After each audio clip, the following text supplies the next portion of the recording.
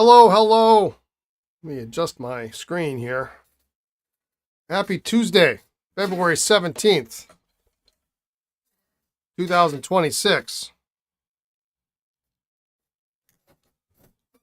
All right, grab my glasses. All right. Good afternoon, Hans. Jason, good afternoon. Over on YouTube, what do we got? Russell, Juicy, Gary, Colin, hello. How are you all today? My apologies for yesterday. To say I was a bit under the weather is an understatement. Lisa's gift to me for Valentine's Day was to give me her cold that she had last week, and so I was in a whole world of hurt. I think I got up at 7. I got up at 7. Said, yeah, I'm not going in. There was no mail yesterday anyway. So 7 o'clock I got up. I took some Dayquil. Went back to sleep. Woke up at 9. Had breakfast. Went back to sleep.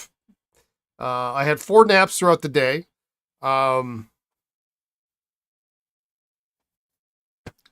still a little, you can probably tell my voice is not quite where it should be. And I don't know how long today's going to last, but we'll have a little bit of fun today, and then maybe I'll cut it short. I am on the mend. I am better now than I was yesterday at this time. So, and my apologies to my friend Hans. We were texting yesterday and talking about pens and watches and whatnot, and then all of a sudden I went dark because I think nap number 4 came into play like right quick. So I just I was out. Yeah. Blue and purple theme. Yeah, I guess. I mean, that's, I'm just happy it wasn't like orange and green or something, but I just picked whatever clothes were the next shirt that was in line, and that was that. So Gabriel, hello. How you doing? So I got a couple fun things to do today. You figured I might have passed out.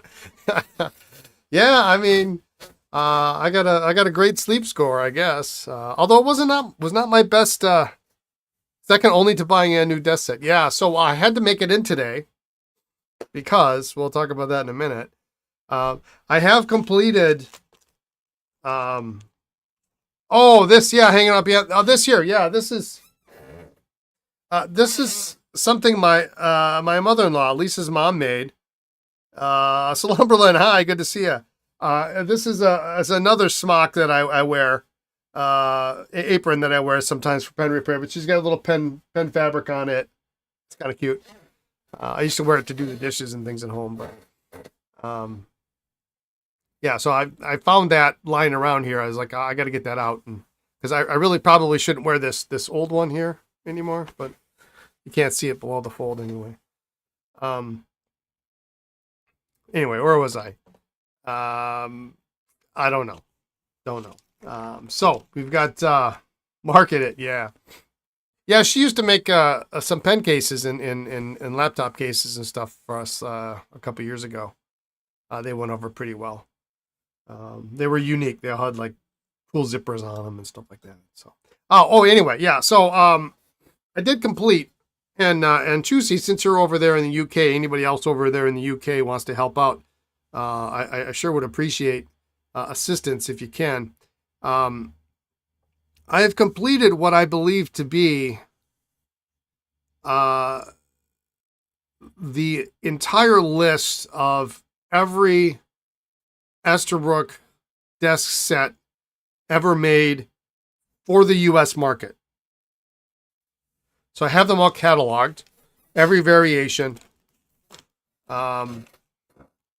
The problem is they made some different ones in the UK market, and primarily, they're primarily Dip-less, the ones that are different. Only because I know from my own experience that the only English desk sets I have are Dip-less sets, different colors. And they didn't always number them. So you would get a double Dip-less set with the leather cover, which reminds me, I think I have one around here that, for whatever reason, has maintained its status here in the shop, even though I don't have it. So, but anyway, if anybody has any Esterbrook catalogs or seen any Esterbrook catalogs from the UK, I would love to see them. I've already got all the ones in the PCA library, and then I have my personal collection, which goes far beyond that. Which there's some interesting things in there. But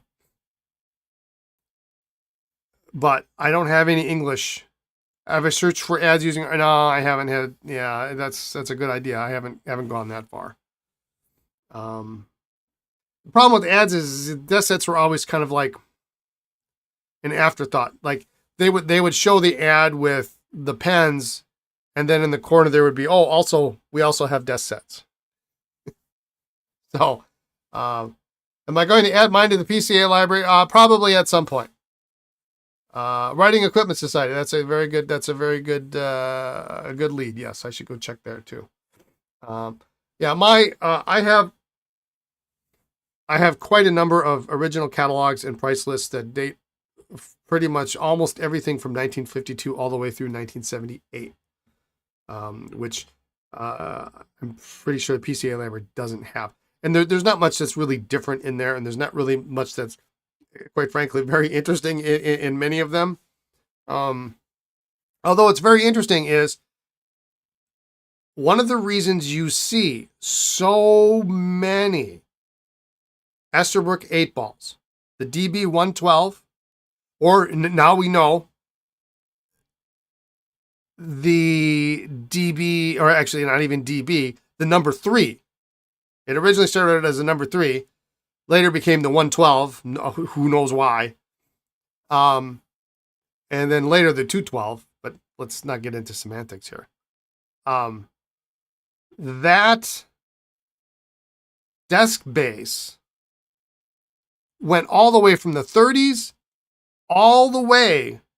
It's still listed in the 1978 Faber-Castell catalog. So when I was 7 years old, I could have gone to the stationery store and I could have bought an Esterbrook, because they were Faber-Castell and Esterbrook branded, and they were called of course it was the Desk Master, and by 1978 it was no longer a fountain pen, but it was a ballpoint pen. But that base was available for the better part of 40 years, longer than that. 40 years. That base was available. Let that sit and percolate in your head for a little while. It just blew my mind when I saw that in the 1978 catalog. I said, "You've got to be kidding me!" It was still because by 1978 Esterbrook had been diluted down to really crappy markers, no fountain pens, maybe a pencil, permanent markers, and just garbage, basically garbage. And if you've ever seen the Esterbrook stuff from the 70s, it's garbage. It's if I didn't collect Esterbrook, I wouldn't collect that stuff. You would throw that stuff away. It would it's not worth even looking at. But it's interesting because it is Esterbrook and it was available. So, but yeah, could have bought an 8 ball for brand new in 1970. Also, is there a possibility you might share why Esterbrook desk sets are your jam? I don't know. I can't tell you why. I like them. And I think I like the Esterbrook desk sets because they're not just regular. It's good enough for you. They're not just regular desk pens, right? About 50% of them are actually a greater percentage of the models that they ever made were Dip-less. Nobody else made that. None of the major manufacturers. Yeah, you've got Morissette, and you got a couple other companies that made like a Dip-less style base. But Parker didn't do it. Sheaffer didn't do it. Wall, Eversharp, forget it. None of those guys did. It is such a cool idea And then the number of ideas they had in doubles to have 2 wells. I mean, how cool is that? The permanite, really super cool. Like a faux leather material, very cool. That's my new focus. Desk sets. I'm going to get all the Esterbrook desk sets. That's what we're going to do. So anyway, but interesting. Last thing, and then we'll get on to what we're cooking on today. As I was looking through the 1978 catalog, which is Faber-Castell at that point, they actually sold, if you can believe this, in 1970. So keep this in mind. So the 112 actually is the 212, the 2 standing, the 2 in the hundreds column standing for ballpoint. The 212 8-ball desk base with a ballpoint pen was $6.50. Okay, in 1978. In the same catalog, Faber-Castell offered their own branded ultrasonic cleaner. Can you believe that?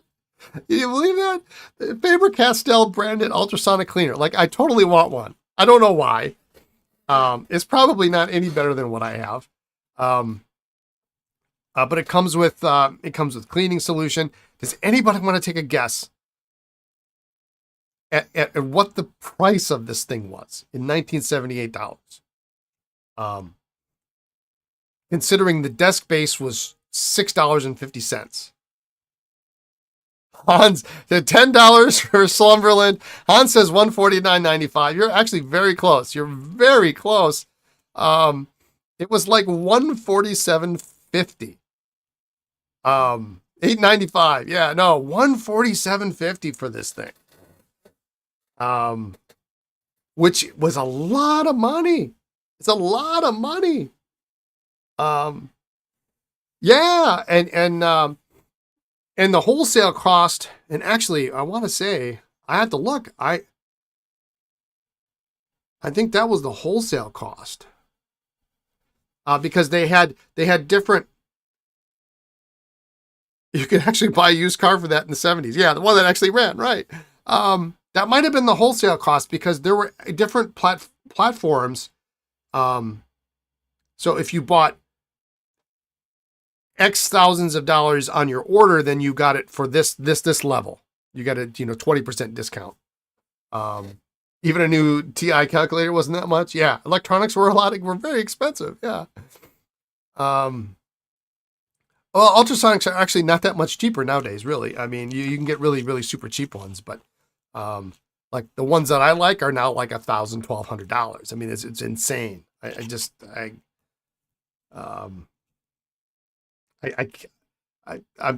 petting my ultrasonic right now, hoping it never dies because I don't want to have to replace it. Because my backup died. You picked up a cheap one at an estate sale. Wow. I probably could live with the cheap one. Yeah, spare's never a bad idea. Yeah. But I like them. I've grown accustomed over the last, 10 years that I've had this guy. It's got a drain. It's real nice. It takes 3/4 of a gallon. I love it. But yeah, it would cost me $1,200 to get a new one. It's insane. So, all right. Let's see. We got a couple things to show off. I got a messy desk, but nothing new. All right. So anyway, that's a fun little bit of trivia. In 1978, you can buy a $147 ultrasonic and an Esterbrook desk base. Do you have the deluxe renew point sets from the 41 catalog? No. No. And we talked about those, I think, was it Colin or Gabriel? One of the two over on YouTube here. We're mentioning those last week. We were talking about them. I've never actually seen those in person, ever. I've never seen them. So I have my list, and then I have the ones that are high priority, and then the other ones that I'm not going to really like. If they show up and they're cheap enough, I'll get them. Otherwise, I'll pass. Like I found one of them on eBay this past weekend that I don't have, and it's like $60, and that's a hard pass at $60. It's a $20 desk base, if that. But if it's, so I've got the ones that I want highlighted, and if those come up, those have a little bit higher premium on it, and those deluxe ones from the 41 catalog, I've never ever seen them. I suspect, and I'm giving away my secrets, so I hope that y'all will be kind to me when you find one. I suspect they're not labeled, so you would not be able to afford the nibs I have if I had to buy them today. I don't think those bases are actually labeled because they would have the earlier raised ring on them, which doesn't have the Esterbrook labeling on it, and they kind of chalk marked the felt on the bottom, which of course easily wears off, and barring having the pens in the original box, they're going to show up and no one's going to know they're an Esterbrook. But yeah, if I could find one of those, it'd be really fantastic. But yeah, not seen a single one of them. I'd be interested what desk sets of Esterbrook you are still looking for. I can keep an eye out for you out west here in Washington. Yeah, I mean, if there's actually, like I said, I haven't done the statistics yet. I'll run the numbers at some point this week, maybe. Like 70% of all unique desk sets that Esterbrook made for the U.S. market are all dip-less sets. And they made them in like 5 colors, and then they made them in doubles, and then they made them all with chains. So there's, if 444 is your single and 484 is your double, I mean, there's like literally 20 combinations because there's a single with chain, double with chain. Like, not real important, but they named it something different, they numbered it something different. But yeah, I mean, if you're game for looking, I can shoot you a list. Price is everything, of course. But yeah, I'm going to make a more concerted effort. It's achievable. The number I have is achievable. You wouldn't say that with Parker or Sheaffer or Wall Eversharp. Nobody could get. It is to see if they made their way to. They may have. If they made their way to Australia, they were marked UK. I am certain. There are some UK made sets. They are. We're getting links here now. Oh yeah, that one. Yeah, that's a red Feedmatic. So that's another interesting, aspect that confuses matters, because the 444s also came in 2 different style tops, and sometimes they get confused, and some people want to call them 447s, which is not correct. But that one that you just sent, Slumberland, has the sticker on it, this 444, and I have another one just like that. But they called that top the Feedmatic. That was the style of the top, whereas the other one that is more rounded and is domed, and then it has a little spot for it at the top. That's the standard 444 as opposed to the 444 Feedmatic. So it really confuses things, because then, like I say, if there's singles and doubles and with chains, now there's singles and doubles with chains and Feedmatic. So there's really 40, which is a full quarter just for that one style. It's a full quarter of all the desk bases that Esterbrook ever made. Yeah. So, all right, let's see what we got on the bench. We got some goodies here. I haven't unpacked these yet because last week was nuts, and then I got sick. So here we are. These are from my good buddy Hans. Thank you so much. Some cool tools for this one for grinding down on sections. Little diamond piece there. That looks good. That'll be fun. Am I feeling better? Yeah, I'm better than yesterday. I just took some Dayquil like an hour ago, so I'm good for like the next hour maybe, and then I stopped sneezing. I was sneezing all morning. So anyway, We got a burnisher here. I should just take this out. But I'm stuffy. I can at least breathe.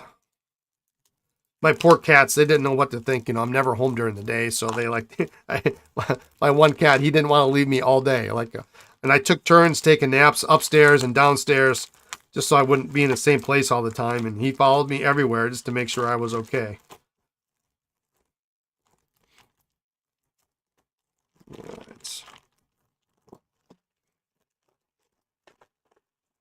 this a triangulated grip? No. Almost looked like it was. So this is a cool looking burnisher. This is tool time. I like the length here of this.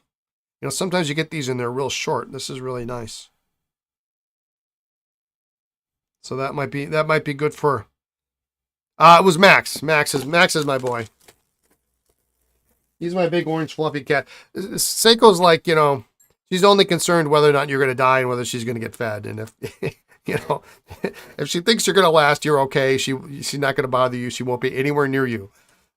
Max is a whole different story. All right. And then we got these. We got 3 different sizes of these. This is pretty cool. You had an orange cat, Max? Yeah. Yeah, he's a good boy. I love him dearly. So these, yeah, so these will be nice for, these are for reaming out sections. 3 different sizes. Boy, that'll make real quick work of that. Very nice, very nice. I look forward to finding a use for one of these.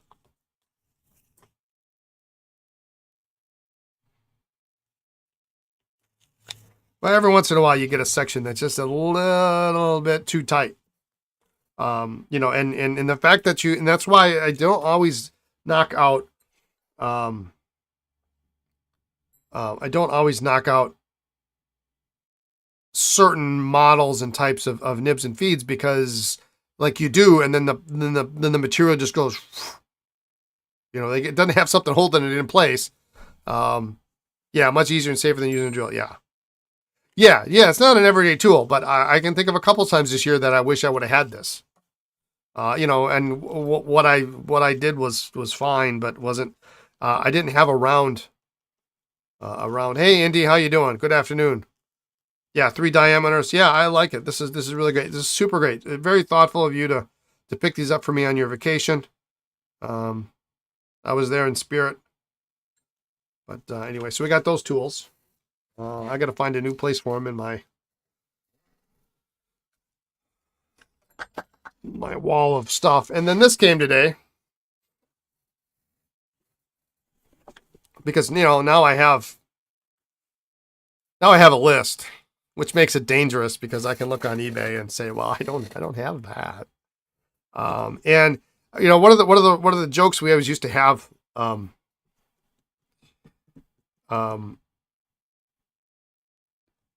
pertaining to pen show auctions is you know, the rule we had was don't drink and bid, and not to glorify drinking in any way, shape, or form, mind you,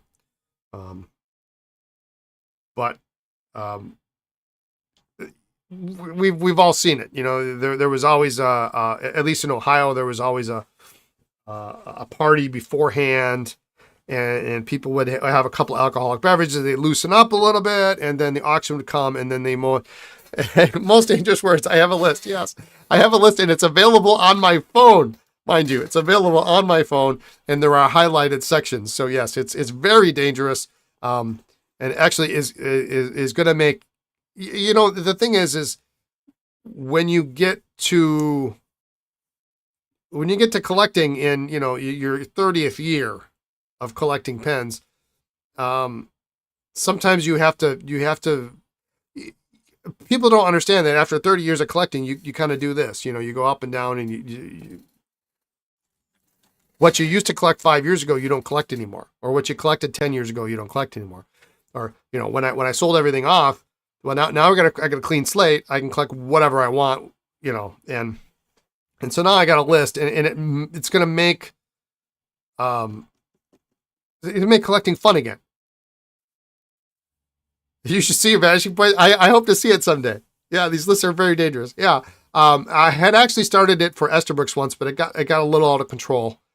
And actually when I did it for Esterbrook's, because there was a number of, and in Esterbrook's another thing, they didn't make that many different pens. It's not like Parker or Sheaffer. It was always like 6 colors, 2 or 3 sizes, and then later on it was only like, it's one size.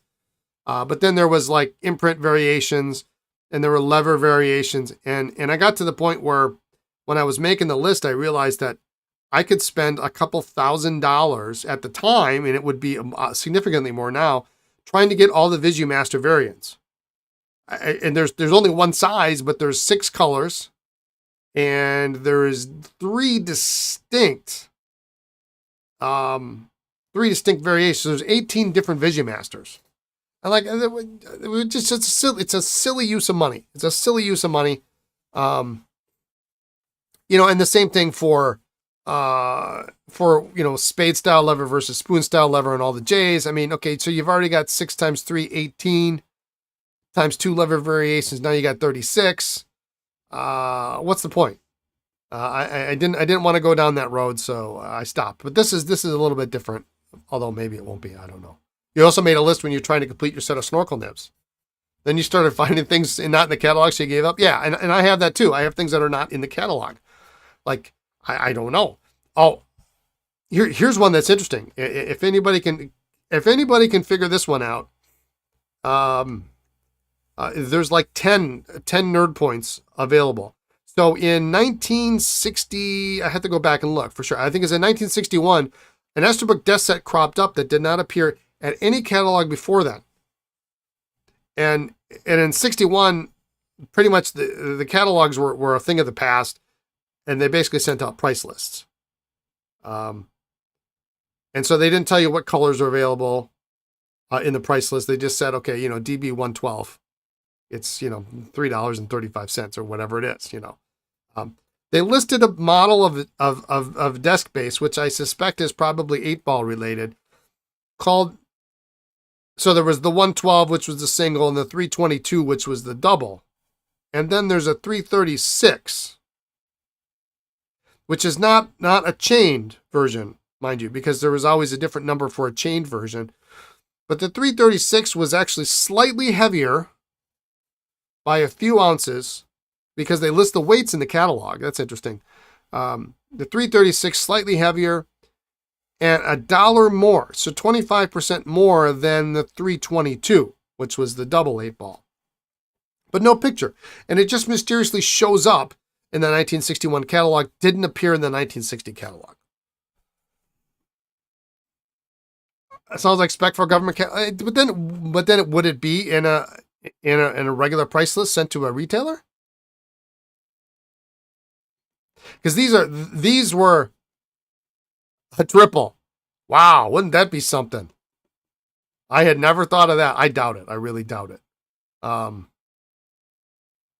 Yeah, it just, if you make them, sell them. I don't know. Yeah, it's heavier, and it's like $1 more than the 322, which is the double. So super weird. I don't know how, and on those 8-balls, they don't stamp the number except on the felt, which then, goes away after some time. So who knows? I don't know if I'll ever figure out what a 336 is, but maybe. All right. So anyway, so the joke used to be don't drink and bid, and Lisa wasn't feeling well, so I was staying up doing desk set weirdo stuff and buying things on eBay, and I came across this, and it was one of those, buy it now for X or make an offer. And so I made an offer and then went to bed, and they accepted my offer. And so here it is. It's in the box. I love these boxes. Here is it's the 4810 Permalite double in green. And the Permalites, these are on the top. These are the top of my achievable lists. The box is in okay shape. But here it is. And these are like faux leather. So we got that. This actually would have been in the inside the. I guess there's nothing else on the inside of the box. It's got a big ink stain on it, so you know it's real. But look at this. Is this cool or what? So, and these what would have been referred to as the 440 style dipless well, which of course they didn't number, but that's what Esterbrook called them because they were the type that fit in sets like this. They just stick in like that.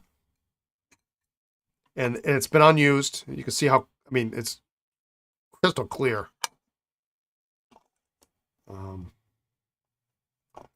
They made these in 4 colors: green, gray, maroon, and brown.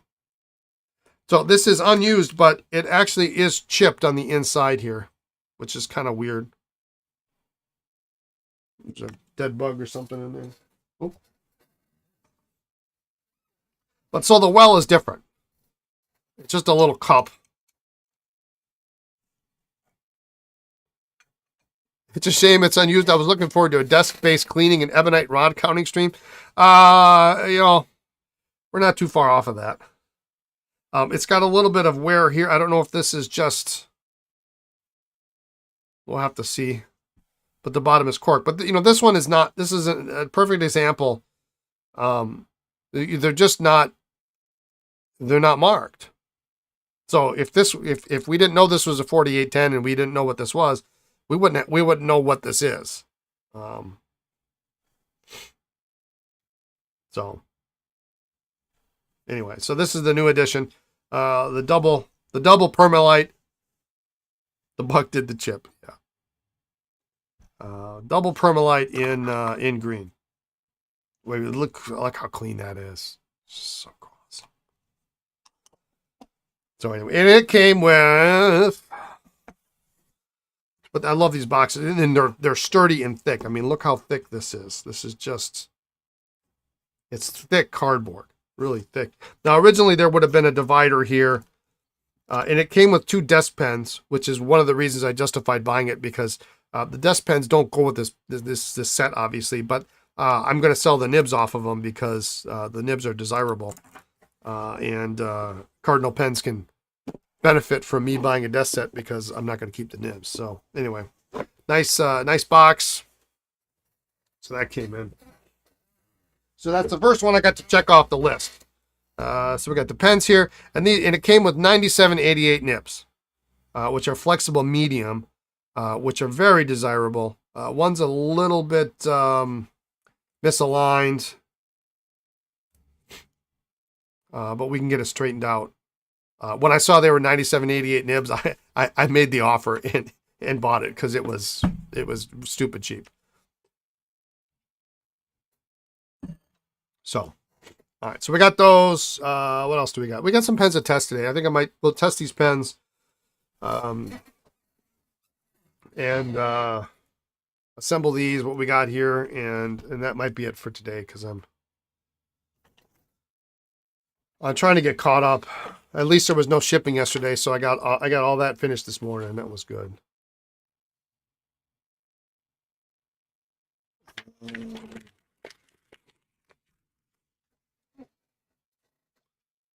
That doesn't work. Okay. Oh, we got this over here too.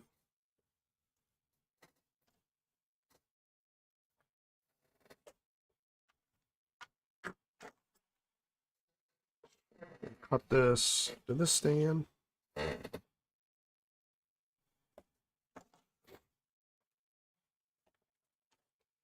We'll assemble this guy, and then we've got a bunch in the other tray that are ready to go. All right, all that blathering on, I wasn't really looking here. I know there was a question I missed about desk sets here. What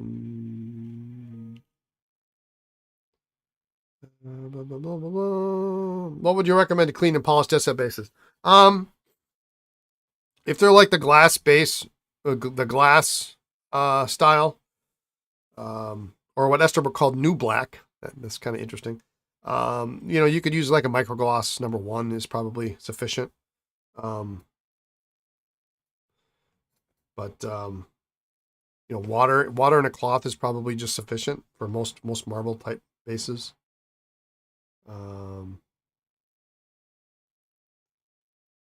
My ultrasonic is my theme music. You bought a microwave oven for your mom in '78 for $500 and lasts over 25 years. Yeah, my mom had one that she just got rid of. What, within the last 5 years? It was the first one we ever had. It was huge, and it had a separate option for a broiler. And you could put the broiler, then you could lower the broiler thing on it. And I think it weighed 100. My mom knows this exactly because it took 2 people to put it up. They had a special cabinet made for it. Like it was 125 pounds or something. I mean, it was ridiculously heavy. I told her she needed to donate it to the microwave museum. She didn't find that funny, apparently. You nearly got a Sheaffer Royal Dalton desk set today. Cheap as nib and section broken. Oh, pipped at the post. Well, you know, the pens are sometimes the easiest thing to find.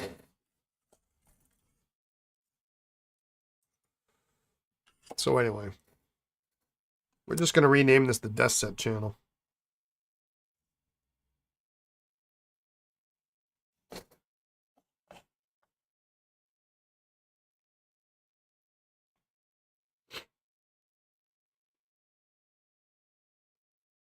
So I'm trying not to do too much because Baltimore's right around the corner.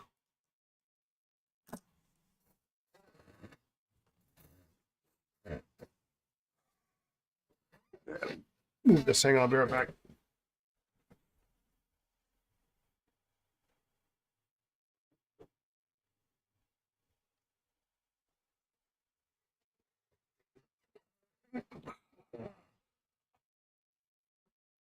All right, we'll see if this will work. If not, this probably could be longer. It probably should be longer.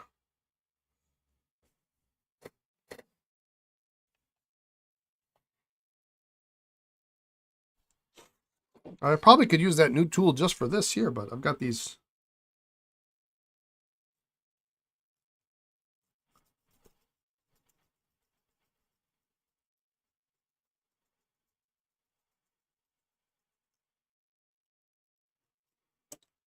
Really all I need.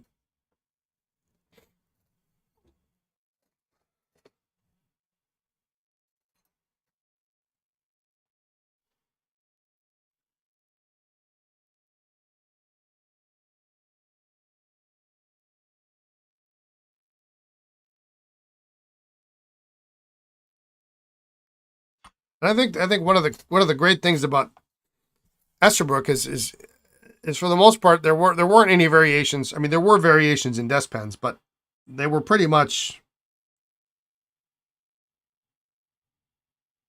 kind of a one size fits all deal.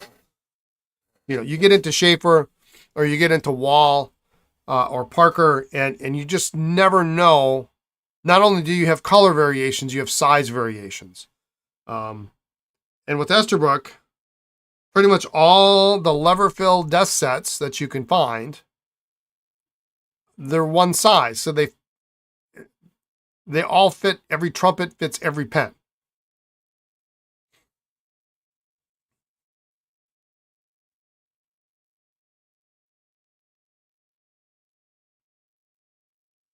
And I did finally come across the documentation for the double X, which is the very hard to find extra large size set. A desk pen. It's got the shorter taper, but it's got the thicker barrel. And the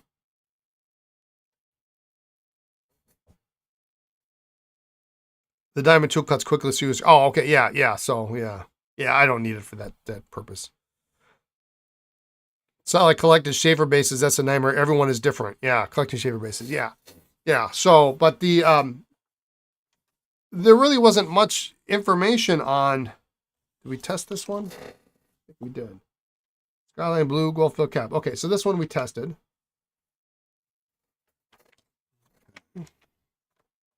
There was not a lot of information on the double X. It's like, well, why do they have this extra large size dip-less pen?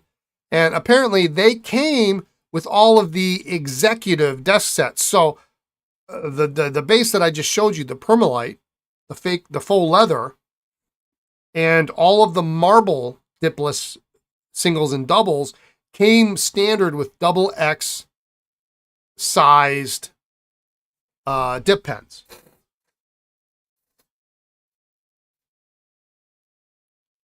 So that was the first I had seen reference to that, and doing that kind of research. I thought that was very interesting.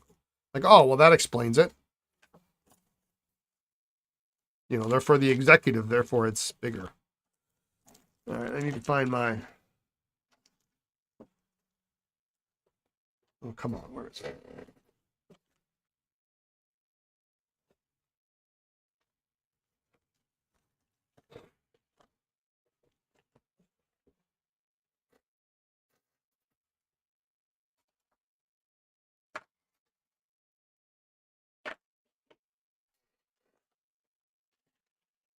I'm losing my mind here because I know there's talc on my bench somewhere.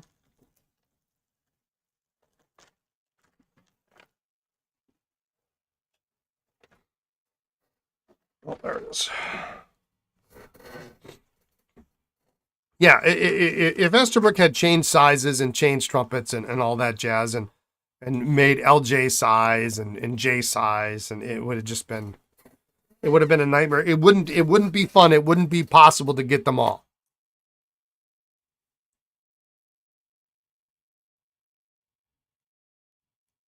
Now, I'm not including desk pens in that equation because there are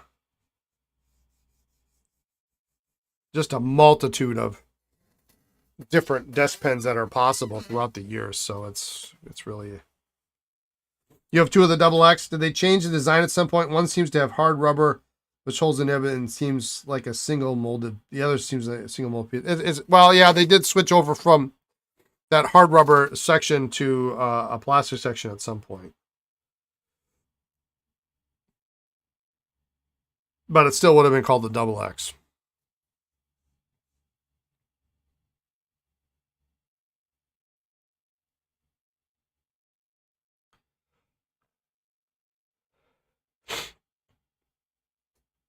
You tried 49 different desk pens once to find a pen for a base you have? None fit. For Sheaffer. Yeah, 49! Wow!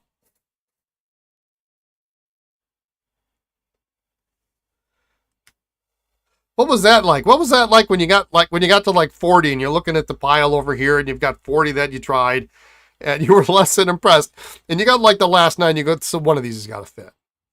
And you got to the last one and it doesn't fit, and it's. You got 2 homeless black desk pens, quite fancy, a round walnut base with a brass paperclip decoration. Paperclip decoration. Was the paperclip maybe for holding letters? This spins. We might want to put a little bit of shellac on there. That one we fixed up. Good.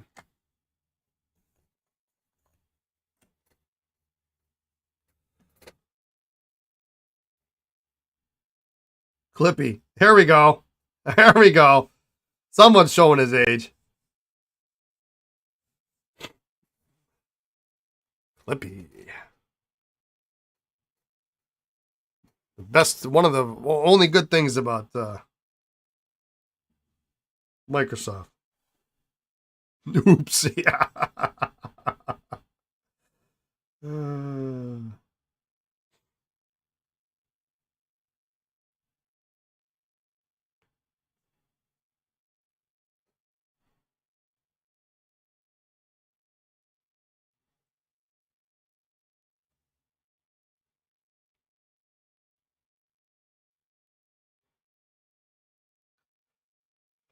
Well, let's hope that nib is good. That nib looks a little. It looks a little extra fine. Indy'd probably love it. Clippy was creepy. Yeah, he was always always coming up whenever you didn't want him to. crop up and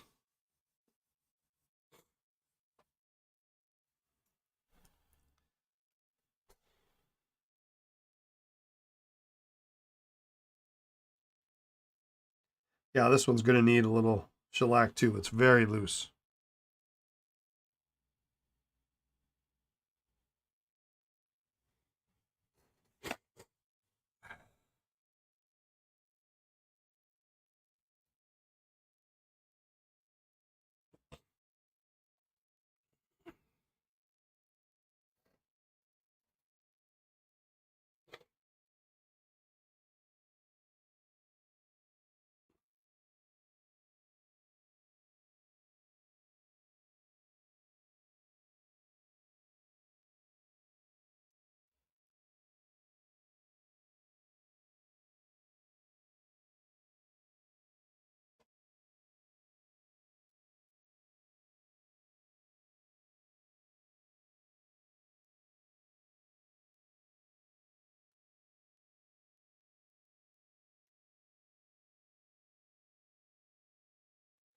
Waterman nib is crooked.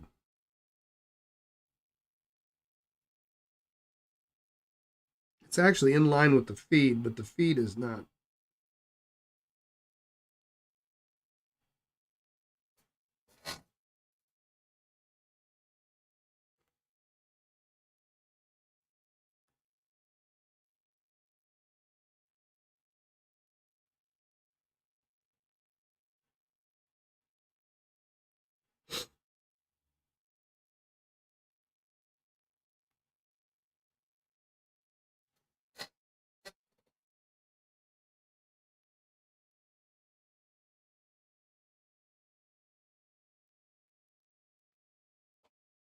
I may be interrupted here in a little bit. I've got a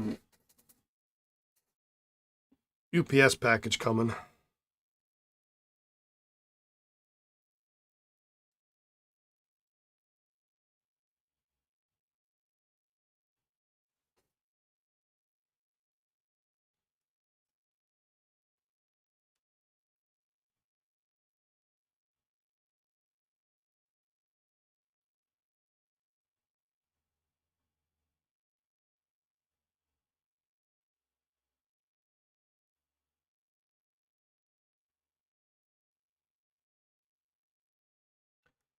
Trying to pull this nib out the front, but it's wiggling, but not everything translates well to animation for Clippy, yeah.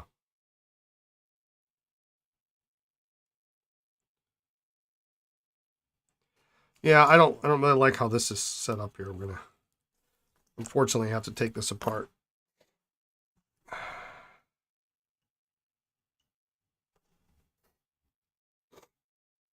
And you gotta excuse me sniffling here.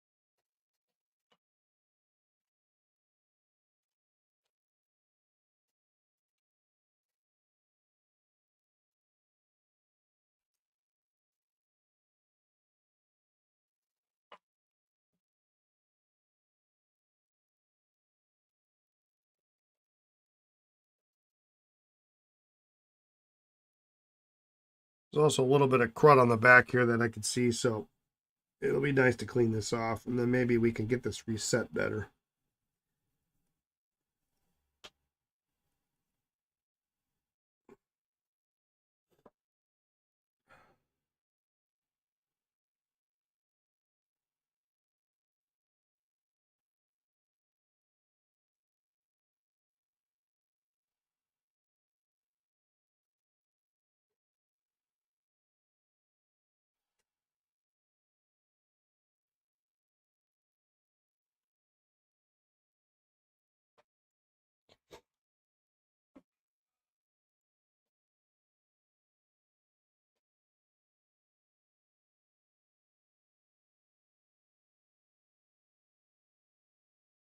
this might be a case for using one of those new tools, because these later Waterman sections are often very difficult.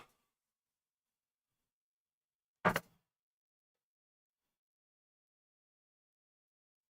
get your nib and feed back in, but maybe simply in this case, you can see I got a lot of ink out of there.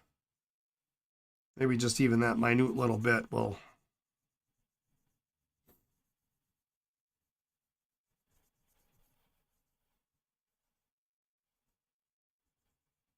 make it easier.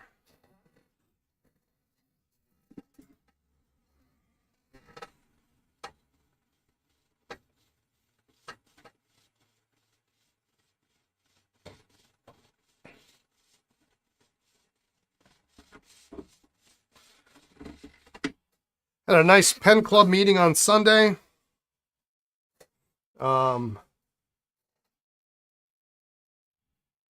Realized at the very last minute on Friday afternoon that the right hand didn't know what the left hand was doing, so that apparently the email we posted on our local Facebook group page about the meeting, but did not send out an email to everybody. So my apologies to anybody who didn't get the email for the club meeting. I think in the future going forward, I'm just going to, I'll make sure that doesn't happen again. So it got sent out really late on Friday instead of on Monday when it probably should have. So I don't know. It was a real nice day here. So turnout was really pretty small for the meeting. If you missed it, we had a nice conversation about authors and what pens they've used. We had some nice examples. But you definitely don't want to miss, if you're local, you don't want to miss next month's meeting. It's going to be super cool. You got to be careful with me kind of leading the charge here on the club, because if you say something that relates to a topic of discussion for the following month, I'm going to hold you to it. So we have a local lady, sweet as punch, and she's been collecting TWSBI Ecos pretty much almost since they came out. I don't think she has all of them, but she has a lot of Ecos. So I have convinced her next month to bring her Eco collection. I thought that would be a kind of a fun thing to talk about. So if you want to see, and I've seen pictures, and I know I've sold her like 98% of all the Ecos she owns. And I only say that because I'm pretty sure she might have bought something when I wasn't in business, but she actually lives like 2 blocks away from the warehouse now. So, when something new comes out, she just drives over and picks it up.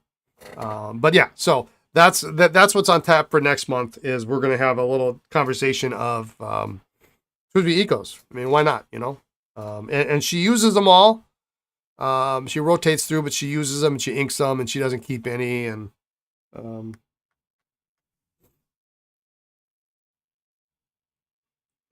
so I'm going to heat this up a little bit. She's also a very talented. She makes her own notebooks, and I'm trying to get her to do that for a class type of thing for the pen club. But I'll take what I can get when I can get it. You hate email newsletters; they are a pain. Yeah, and Lisa had said to me that she was having a problem logging on, because we used to have it, and then we transferred it over to a Gmail account, which, you can't transfer a Gmail account anymore. I don't know if you ever could, but you can't do it. It's really difficult. And so we went back, we created a new email under the Cardinal Pens for Appleton Pen Club. And that's definitely transferable if we need, want to transfer it to somebody who wants to do the work. But I thought Lisa was doing it. She thought I was doing it. And she asked me to do it, and I thought she meant to do the Facebook group, so I did the Facebook post, so at least there was a post on Facebook. And then we had people posting that, or emailing that they didn't get an email and yada, yada, yada. And so then I looked and we hadn't sent it. So I just,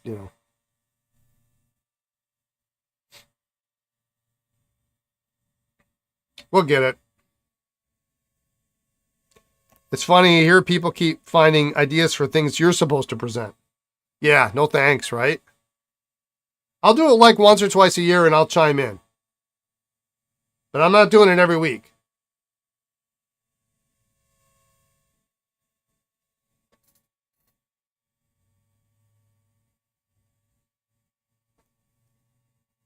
Well, I think that's about as far as it goes in, but it's at least straight now, so we can deal with that.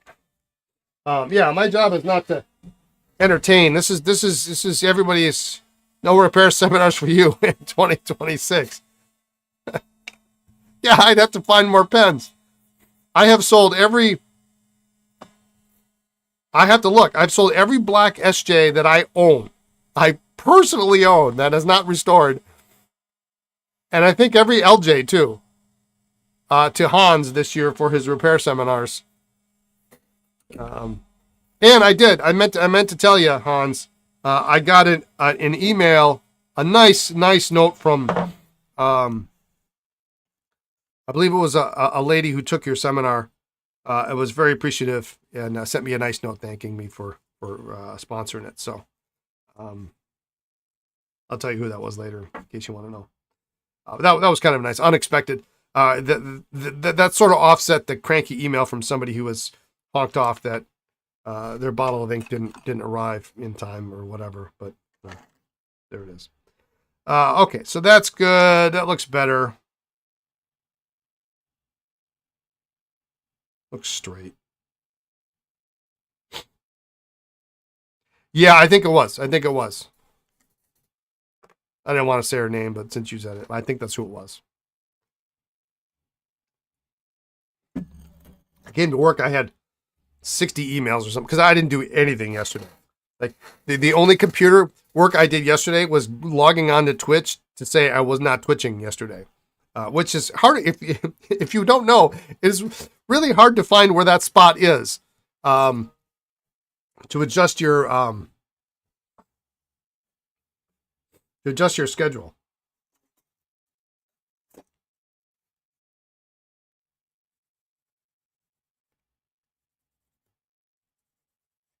Yeah, I don't mind. My thing is if I'm going to be doing a seminar or a talk or a discussion, I mean, I'll do a seminar in desk sets. I don't really care, but y'all got to want it. And it's your club too. This is not just the Brian and Lisa show. We had one member who wanted to talk about planners, and I said, well, okay, well, you want to lead the discussion? Great. Except we only had 7 people there yesterday on Sunday, and I kind of told her, I said, why don't we put that on the docket for next week, because maybe maybe next month we'll have 20 people, and then that would be a better choice, because I was kind of looking around the room and I'm thinking there's like at least 3 or 4 people here that probably don't plan, don't use planners. And it wouldn't be as effective a discussion. So we kind of shoved that off till next month. Everyone really seems to have enjoyed learning repairs, and a member brought a cake for after. Oh, that's lovely. That's so nice. That's nice. Yeah, so I tell people, I say, this is your group too. So whatever you guys want to talk about, it doesn't have to be a hour-long presentation. It can be 15 minutes. You want to talk about some technique you use for journaling? Great. I may not be interested in it, but it doesn't matter if I am or not. We had a 2-hour discussion once on watermarks. I was not I almost fell asleep. I mean, it was interesting, but it could have been summed up in the course of 15 minutes for me. I mean, everybody else had a good time, I'm sure, but what do I care?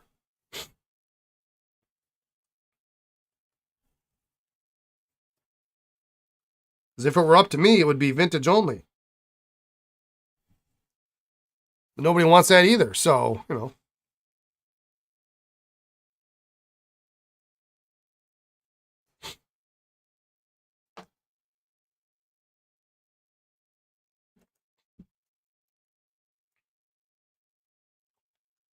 Heard of the fountain pen recycler in Montana? Yeah, I've heard of him. He lives in Montana? Vintage only is my kind of club. Yeah, it doesn't work. It doesn't work. Absolutely, yeah. But what are you going to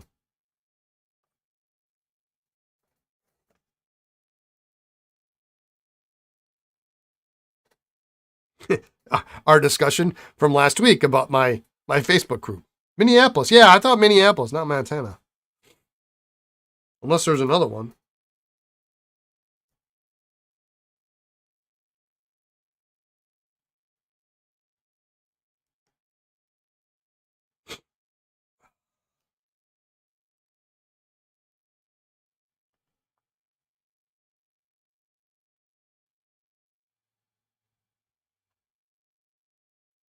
If this pen actually fills and writes well. Hey, Stretch, how you doing, buddy? How's that vac working out for you? Still vacuumating? Not too bad. I am sick as a dog. Actually, I'm not too bad. I'm getting better. I will be better tomorrow, I am certain. About ready to ink it up again. Great. Good to hear.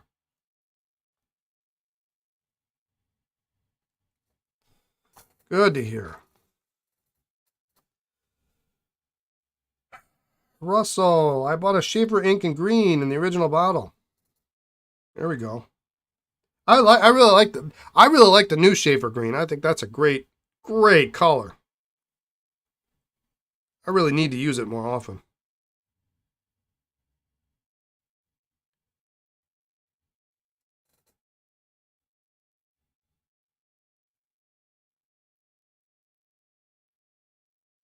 You're sometimes tempted to do some YouTube, but for fun, not money. It just seems to become more of a burden quite quickly, especially with hurtful comments. Yeah, I mean, you get that stuff, and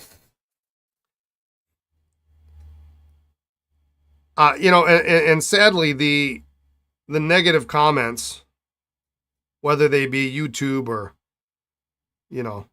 this email I got this morning asking about where this single bottle of ink is because apparently USPS rerouted it. It sounds like they're just sending it back to me, accusing me of not shipping it and how did I send it, and it was just really kind of a rude email. Like, I don't need that crap. There's no room for rudeness on this. This is not. These are not life critical things. If the bottle of ink doesn't get there, then we'll figure something out. But you got to kind of. I'm not very good at it, Lucy. So just so you know, I take everything way too personally. So when I get that one rude customer, it's going to stick in my craw all the rest of the day, and I know it shouldn't, and I know I shouldn't give them free reign in my head and all that. But I agree with you. It's sometimes it's.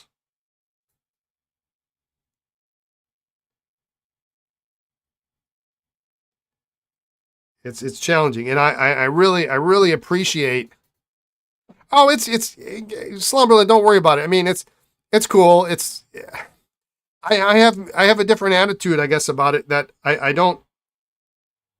It used to be that I was, and I am. I'm grateful for every customer. I'm grateful for every sale, but I'm at a point where I no longer need every customer, and I no longer need every sale.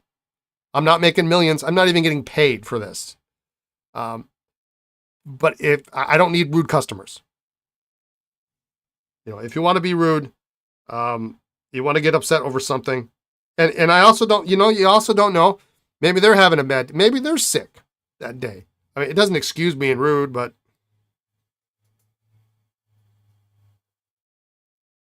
we're not talking about. I'm not shipping insulin here.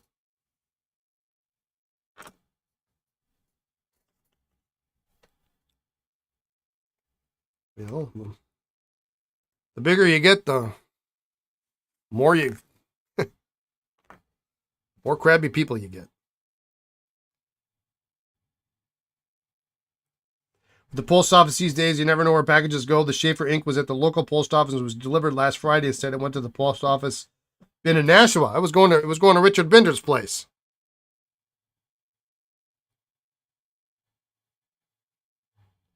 Yeah, I don't know. I don't know what happened. It actually made it to his hometown, and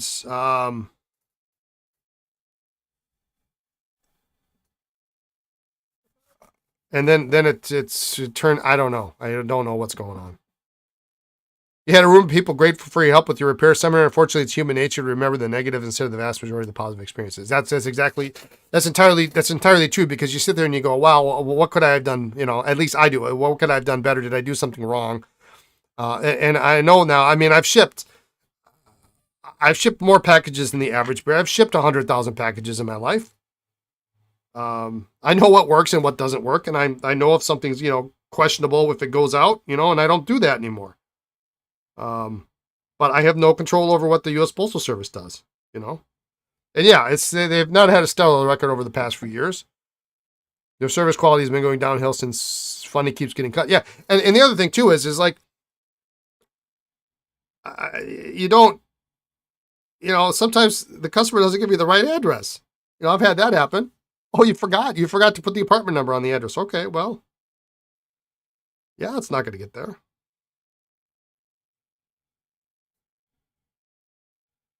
You have a missing pen. Seller said they dropped it off and USPS hasn't scanned it in. It's been 2 weeks. Yeah. I mean, I will say, I think I'd make more money selling insulin. Yeah, that's a terrible business, isn't it? You should price out UPS just to see. I've saved a lot in the last 2 years using it for many. Yeah, and I know, so ShipStation will tell me, this is really tight on here. That's why I'm spending time on this. ShipStation will tell me what's a better service. My only problem with UPS is they leave the package. At least with the post office, it's going in a box usually. Oh, this is tight. Put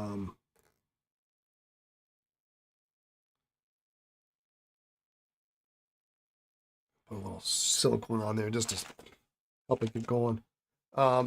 Yeah, UPS is often like a couple dollars a package cheaper, particularly to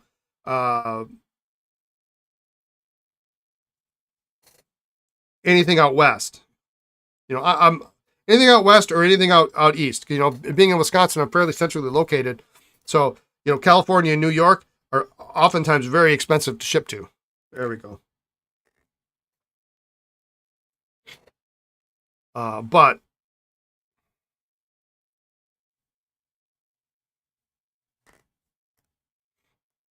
that price is also offset by the cost of, now I got to buy a box. Now, and not always, the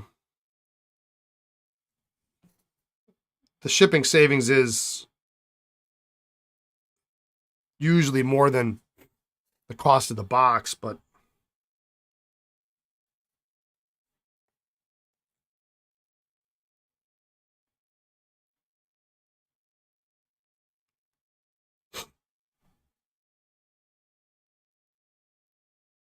is this the wrong one? This is the wrong one, I bet. All depends on who the mailman is. Today I had 5 packages and they actually opened the downstairs door and put them on my stairs. Other times they put them on the steps outside next to the mailbox. Yeah. I mean, we've looked at it. We had the discussion once. But I bet you it's for this one. But look at that. Look at that. It goes on just fine because I had these 2 stupid things in the same place. I bet this one goes on here just fine. Yep. Okay. That's another reason not to repair pens when you're sick. Yeah, you have to add up your time, and if USPS is faster and easier, then yeah, that accounts for a lot. Yeah, I mean, I got daily pickup for USPS. Free packages, free buckets. UPS, I mean, they're here 3 days a week at least.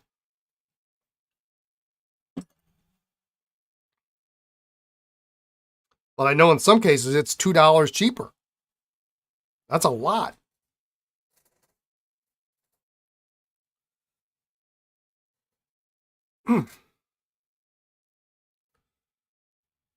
So you got to put the hood on first so you can line it up so that you know where to align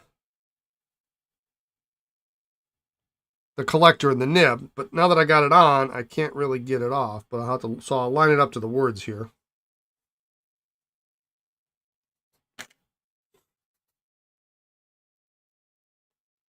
You think delivery drivers realize they do too much of the job for too small a share of the money?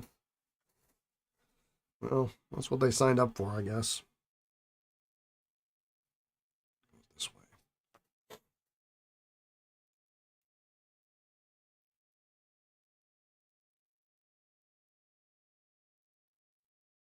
Yeah, UPS drivers, they're always hustling. I've never seen a slow moving UPS driver.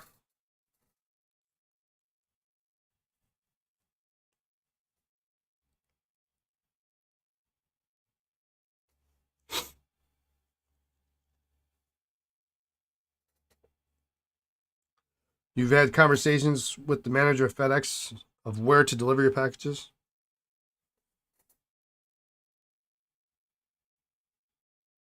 Yeah. You love that you get your stuff in the PO box? Yeah, and that's what I like about US Postal.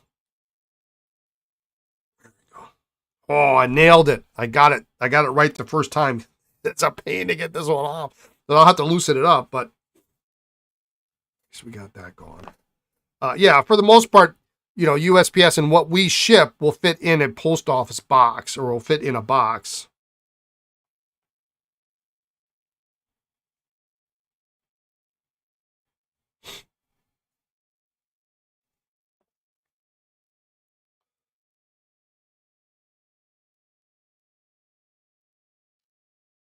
I mean, I love to read every year. We had a meeting with our accountant on Friday afternoon, and it was hilarious because every meeting we've ever had with any accountant we've ever had, they look at our balance sheet and oh, she says, oh, you're still shipping a lot, I see. You know, she saw the line item for shipping. It was, you know, tens of thousands of dollars just for a couple of months. Like, yes, we are.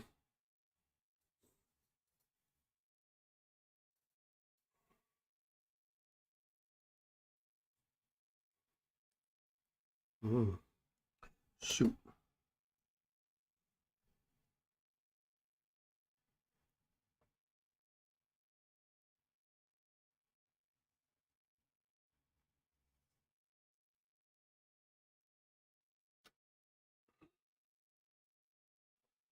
Well, that's going to be a challenge. Nib just got stuck on the hood.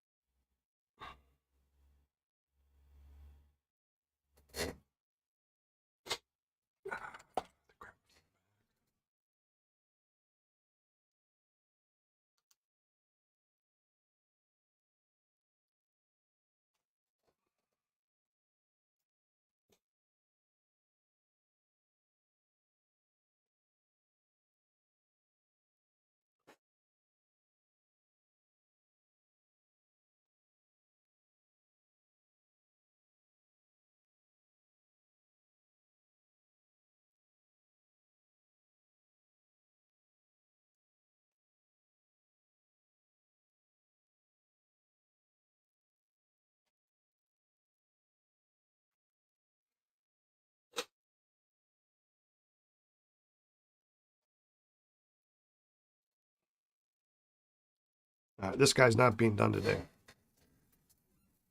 Feed just fell out of there.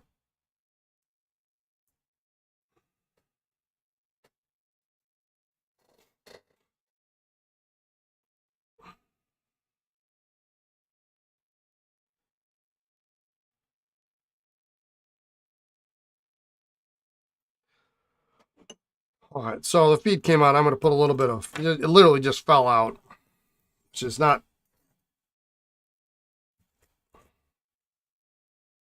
a good indicator. Just going to put a little bit of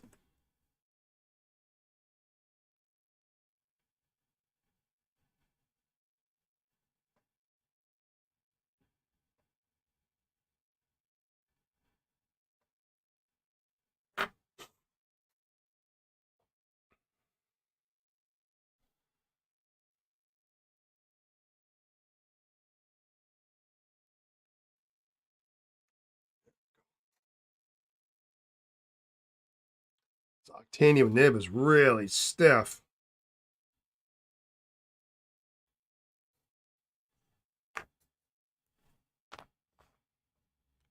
Deal with that guy tomorrow once this dries. The nib actually got stuck in the hood.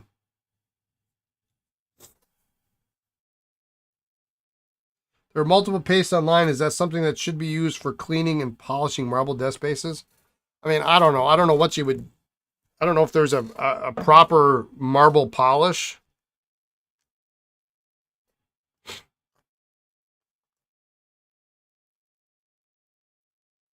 I guess anything that's specifically labeled for polishing marble would probably be okay. If that's the type of base you have.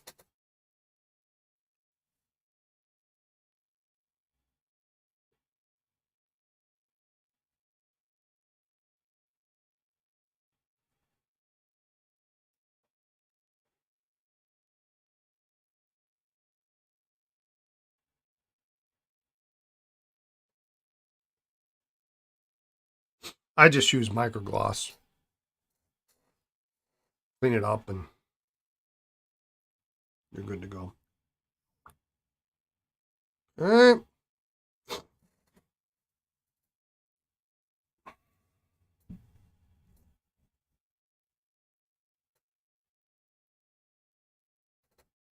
Well, maybe there's something better.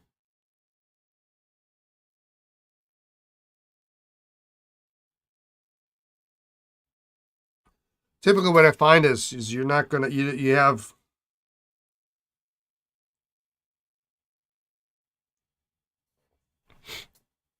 your base has just got dirt and grime on it.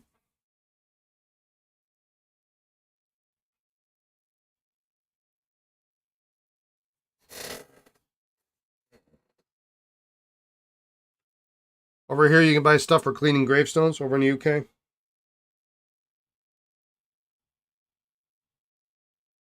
You ever watch those pages on Facebook or Instagram? Those people who professionally clean gravestones. It's fascinating, fascinating work.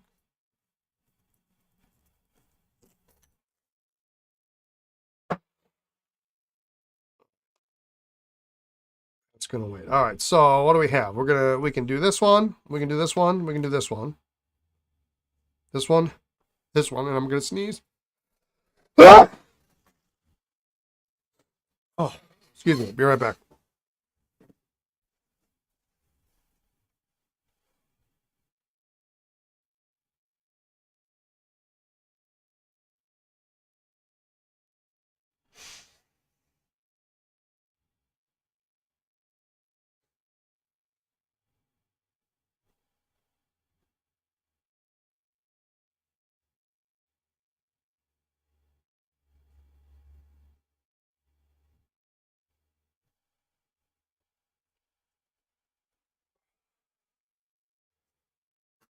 All right.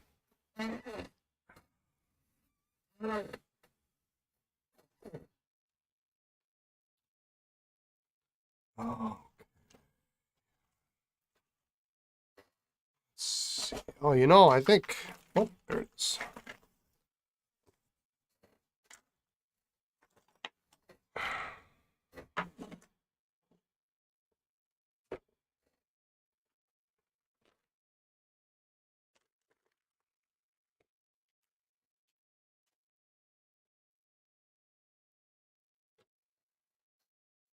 Oh, this one's for that.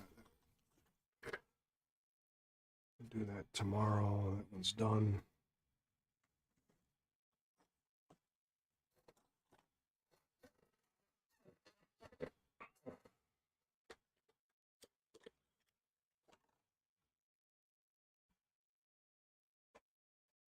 You going to the LA show this weekend? First time going, Gabriel? Good for you.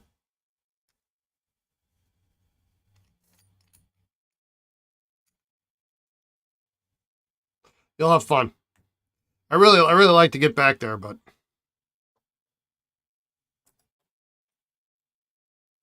I take baby steps here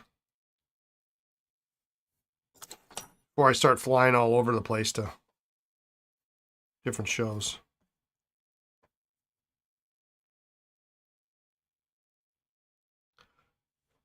I haven't been to the new California show since the hostile takeover of the LA show.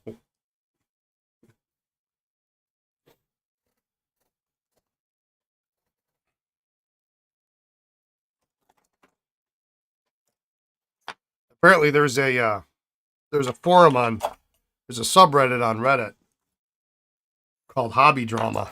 I think that someone needs to write that story about the California Pen Show takeover.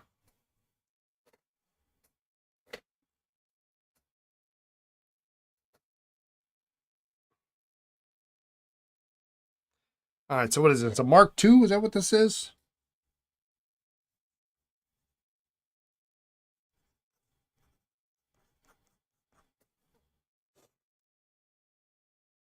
Could be.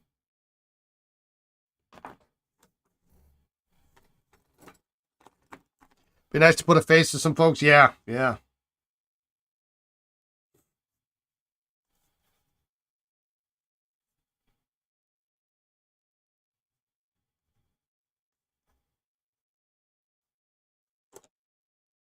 I would say normally what I tell people is put your online moniker on your badge, but you're pretty good there, at least on the YouTube side.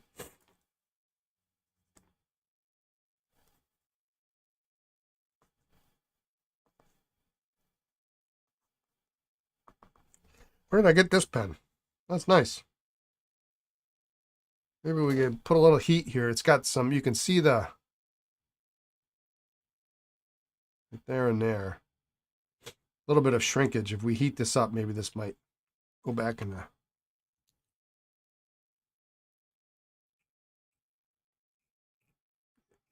back to normal.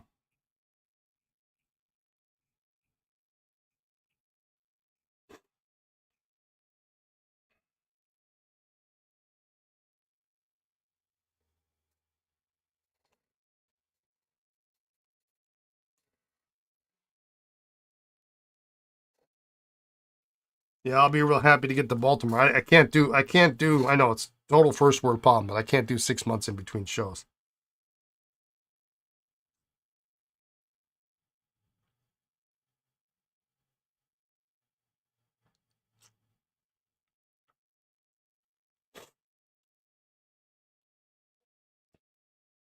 Just this morning, I arranged for some nib work.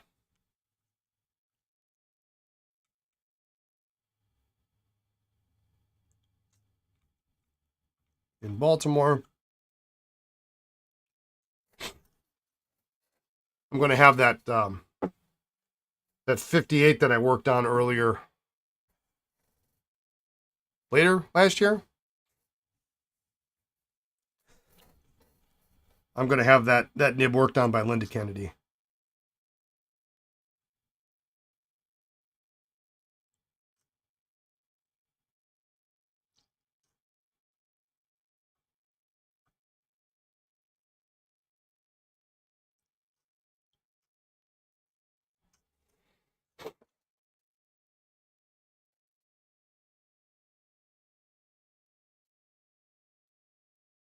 I don't want to touch it.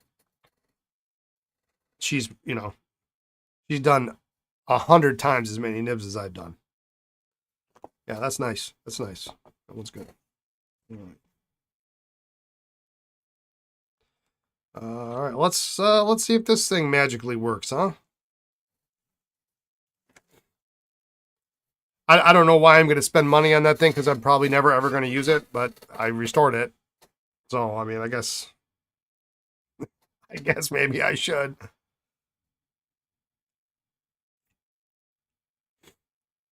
You'd love to go back to LA too? Yeah.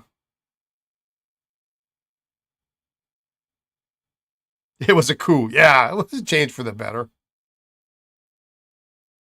Lisa and I were just talking about it last night, actually, or not last night, Sunday. We did our first walk for the year. Um, we got a little 2 mile loop around the neighborhood that we like to go on. Last year we did over 102 miles or something we did last year walking around the neighborhood. So we started early this year. And we were talking about it. It was like, I remember the last LA show we went to in maybe 2017, 2018, somewhere around there, 2019, one of those years. They had moved to the new building and it was like in the basement. It was hard to get to. And the first day of the show, we blanked. I mean, I couldn't have told you. It had been 15 years since I had blanked at a day at a show. I mean, you sell something. You know, you sell a $6 pack of cartridges or something. No, we blanked the first day. Didn't sell a single thing. You gotta be kidding me.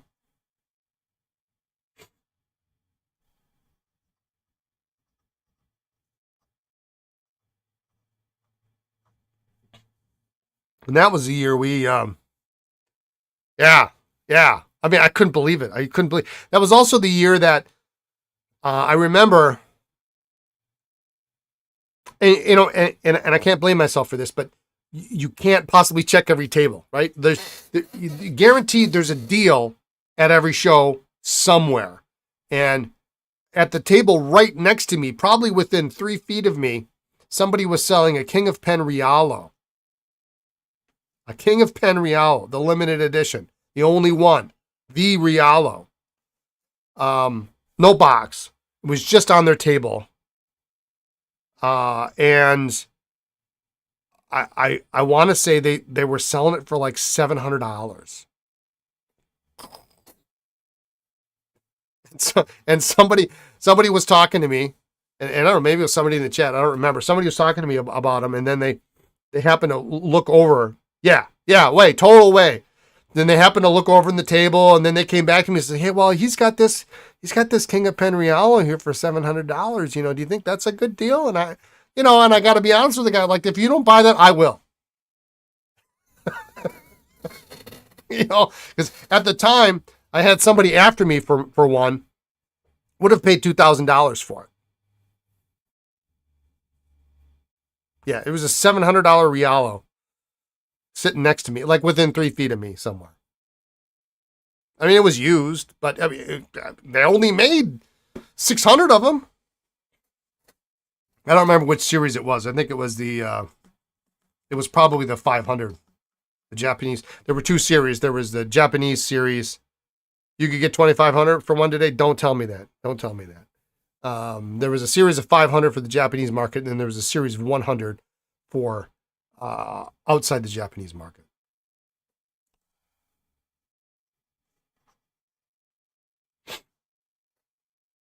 Yeah, I mean, I had a guy kept coming back to me because I had one. He kept coming back to me. He said, "Give me the price, Brian. Give me the price." No, give me the stupid price. You could have had one for $6.75 in Yahoo. Yeah, jeez. Yeah, give me the stupid price is what he told me one day, and I couldn't come up with the stupid price because what I thought was fair was a stupid price, and it's not because it's $2,500, $3,000.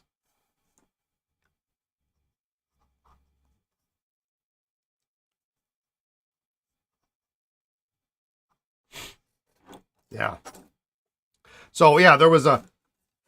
So he blanked the first day. I missed out on a King of Pen Rialo, not 3 feet from me, probably 2. And that was the year. It took us 2 full extra days to get home from LA because the weather was so bad. One day, I don't think we drove 100 miles.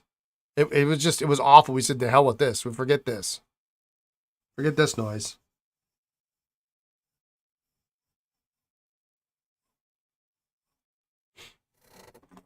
At the time you spilled all the nibs in the parking lot. No, that was That was ages ago. That was I got to get this one right. That was 2010. That was 16 years ago. That was the year Lisa and I got married at the Chicago show. And the bellmen, the bellmen are always eager, but they're always in a hurry because if they get you done, then they got somebody else that they can make money, get a tip on. And there was a huge, as there is always in Chicago, the Windy City, there was a huge gust of wind on the side of the building, and the cart that they brought out to bring all our stuff into the show started sliding towards our car. The bellman, yeah.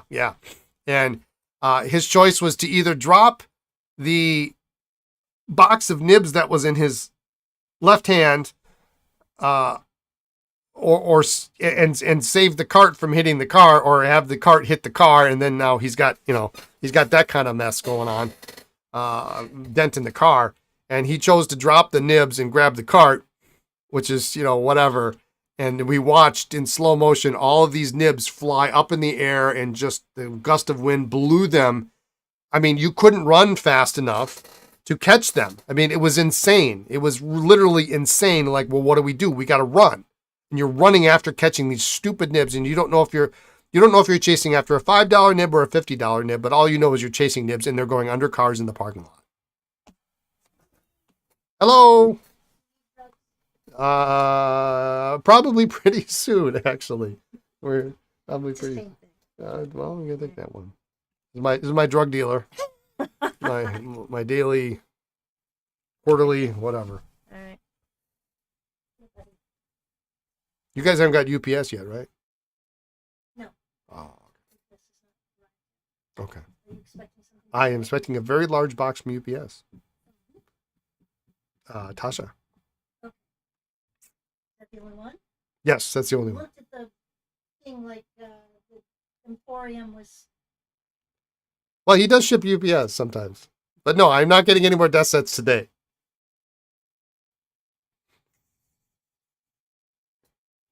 This is my not amused.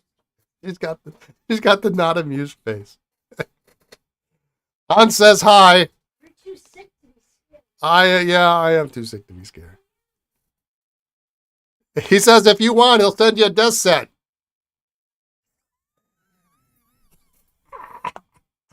She said goodbye.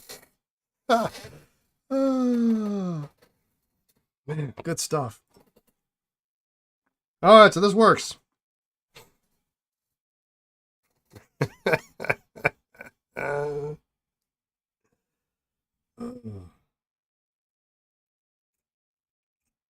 Did it fill is the question.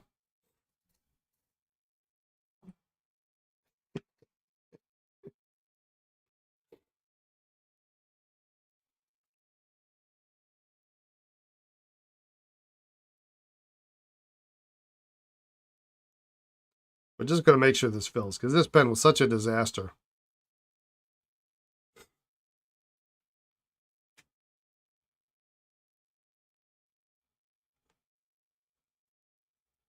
Nope.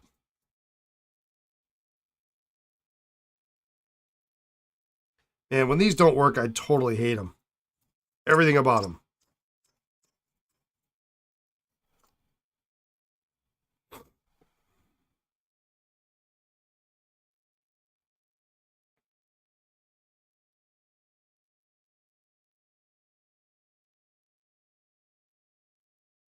At this point, I've replaced the section, the nib, the feed, the trim ring,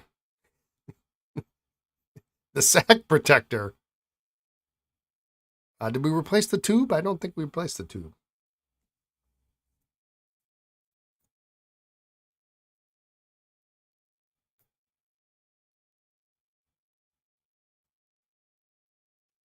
There's a weird little bulge in the barrel. I bet the barrel is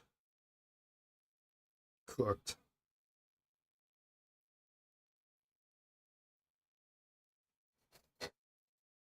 Is it the same pen? Yeah, well, it's it's George Washington's hammer at this point. Is what it is.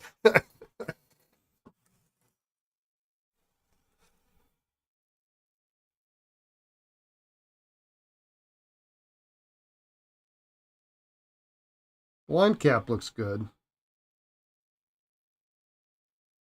But yeah, there's this weird little protrusion. No crack.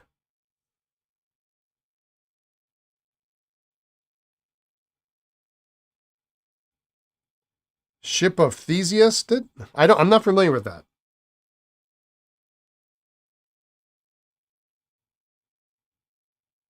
It's probably the same idea, I suppose.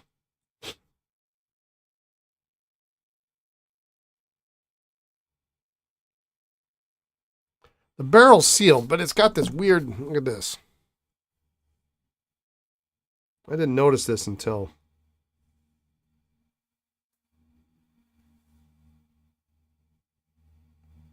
this weird little protrusion here.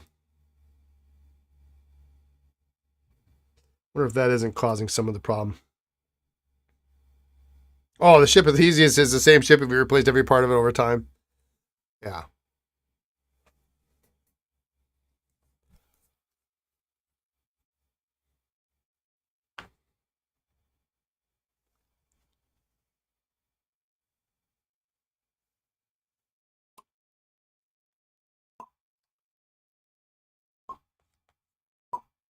It holds a good, this part is okay. It's not, it's a little warped, you can tell. It's a little rough, but that part works.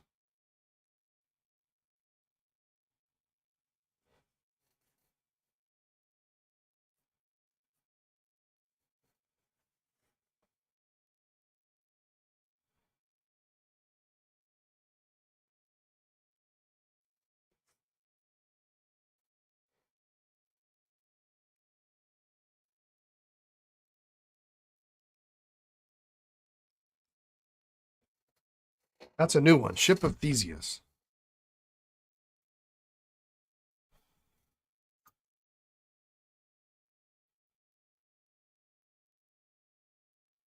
I just have to do this one a little bit faster.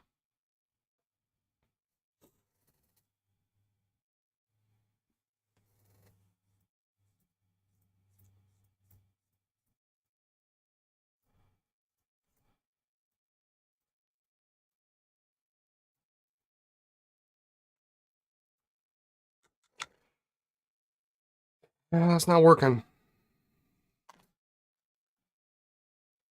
I don't have the patience for that today. We're gonna get so far as to test these other two here and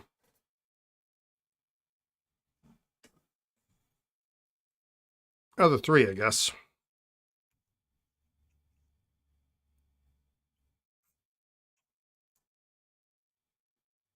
The Pen of Theseus, yeah. The nib's good. Looks good now.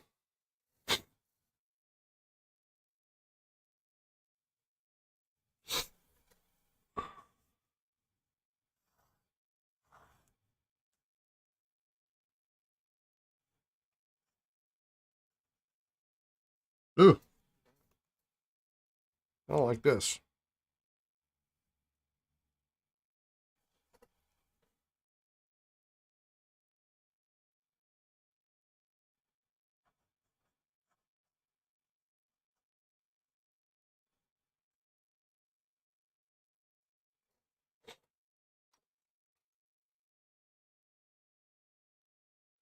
Yeah, this nib was heavily used.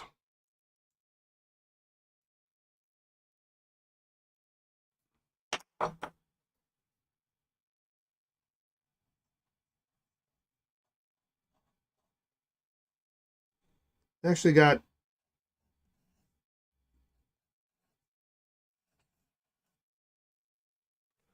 little bit of softness to it.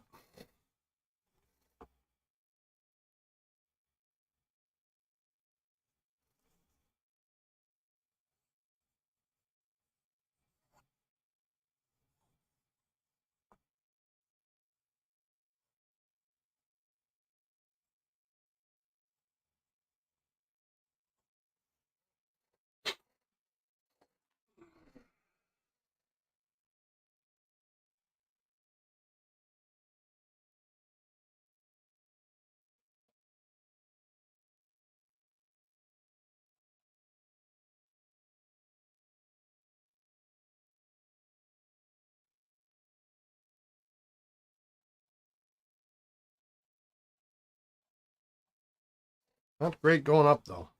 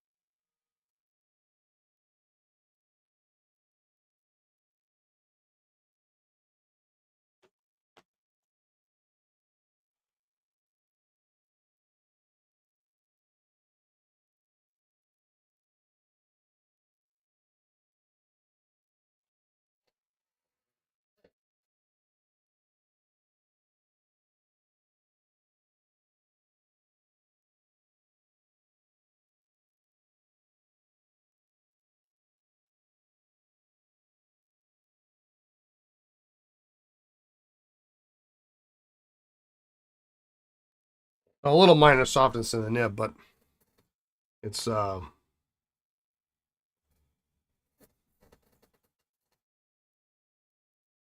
that's better. This was way too dry.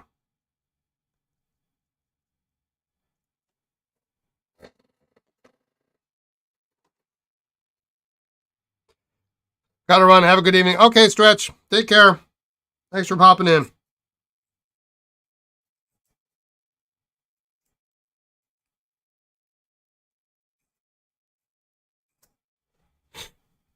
Yeah, UPS must be really super late today. Holy cow.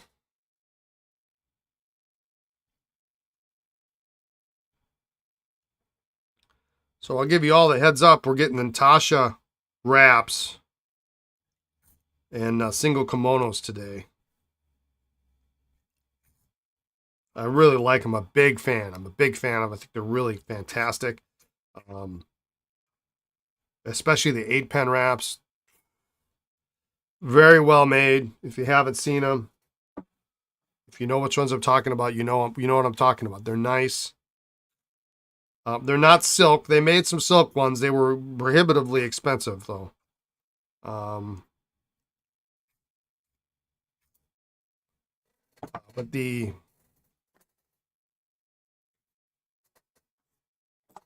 vinyl are real nice. And so we're getting those in today at some point.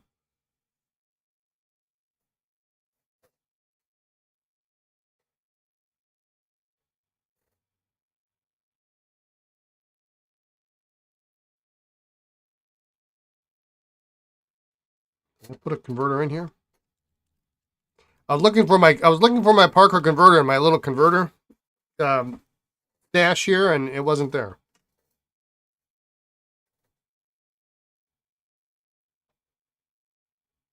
Oh, that's right. This is a new bottle of Waterman Black.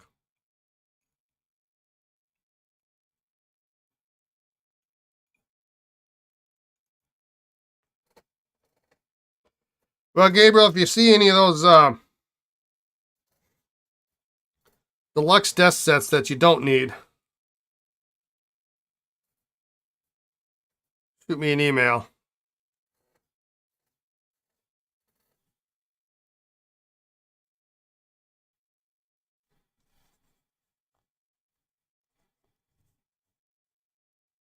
There's a medium, yep. Of course, now we're talking about them, so everybody's going to look for them, and everybody's going to want one. I'll never get one. I'll always be on the losing end of it, and the price will go up. And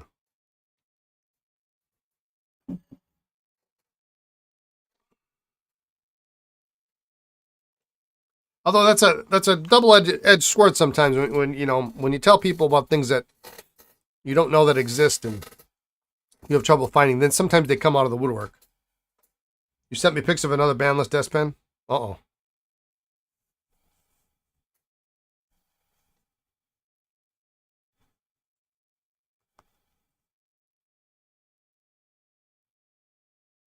Well, this is made in England.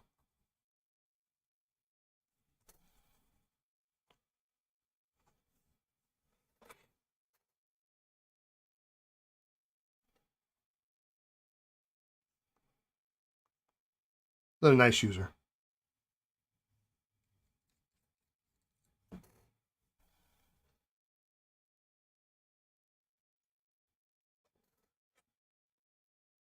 Rescued from the heap.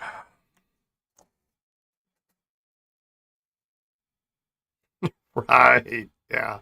Like we're ever going to find those stupid things, right? What makes him mad is there's like 4 of them, right?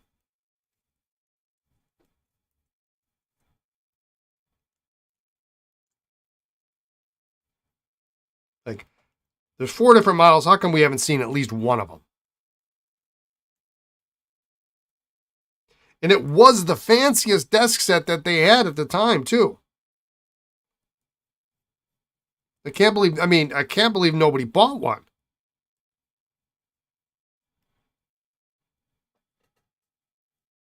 Have I thought to travel to UK to find some desk sets? No, not necessarily for desk sets, but I have thought.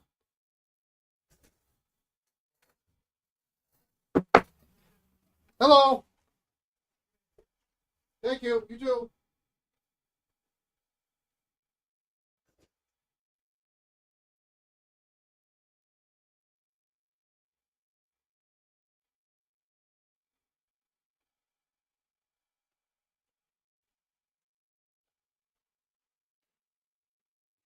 It's my UPS. Yeah, I thought about going to the UK show just so I could hunt for some of the, the harder to find Esterbrook's. I wasn't really into. I was into the desk bases, but not kind of like I am now. So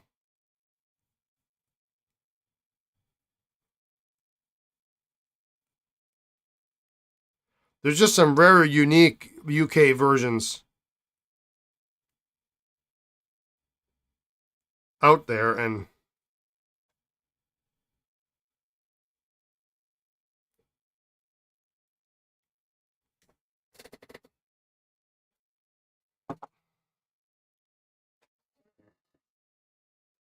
surely there's got to be a price list or something. So some kind of UK catalog.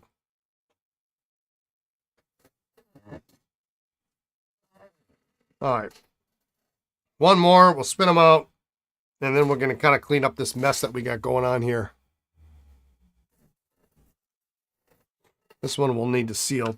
We can do that later today. So it looks like my wraps came in.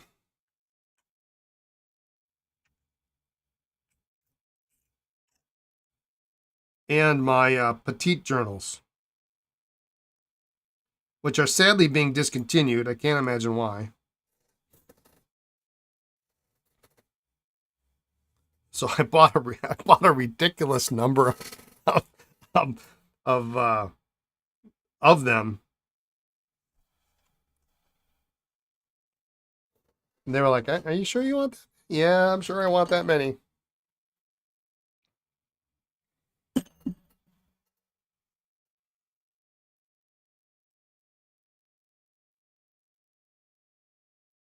Well, this is Canadian.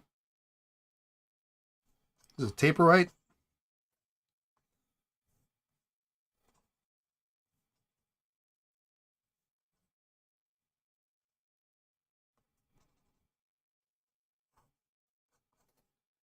Kind of stubbish.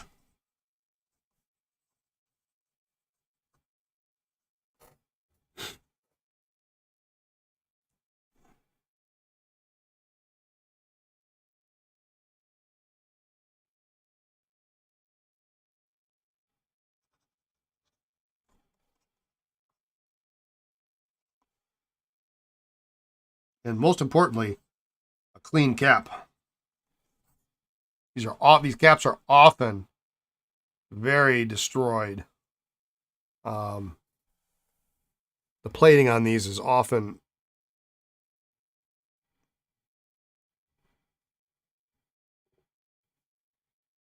gold is often worn off.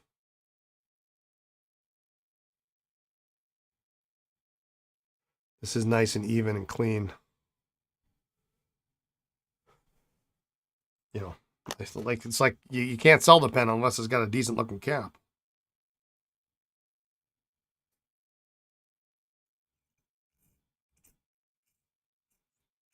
Tell you what, though, if I ever went over to the UK to buy desk sets, boy, that would be a heavy, heavy bag coming home, wouldn't it?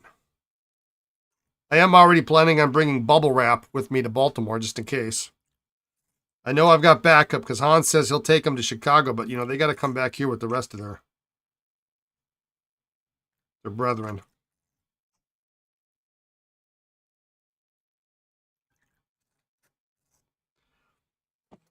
Well, you know, getting back to those deluxe.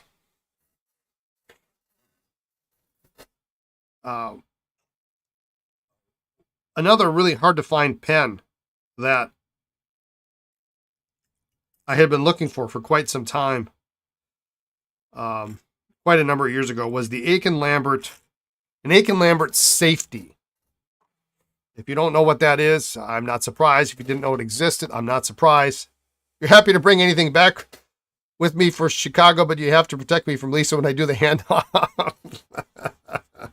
I like it too much to have to put you in that situation. I am literally going to bring bubble wrap just in case. But we'll see. She'll understand if it's like something really, really, really hyper rare. But if it's hyper rare, then I really want to bring it home. But we'll see.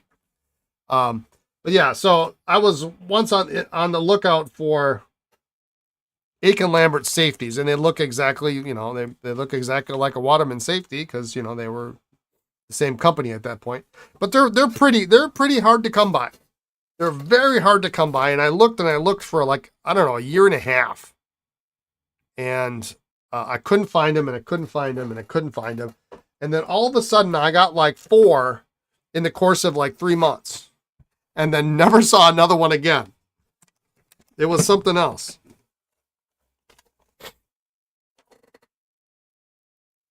And so maybe that's what's going to happen here. We're going to talk about these deluxe. We're going to find enough that that Gabriel and Hans and I, we can all get one.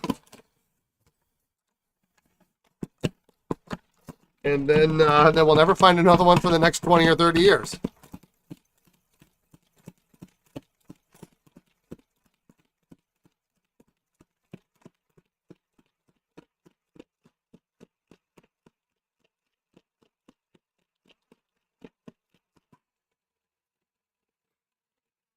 Kind of how I think it's going to happen. It's going to play out.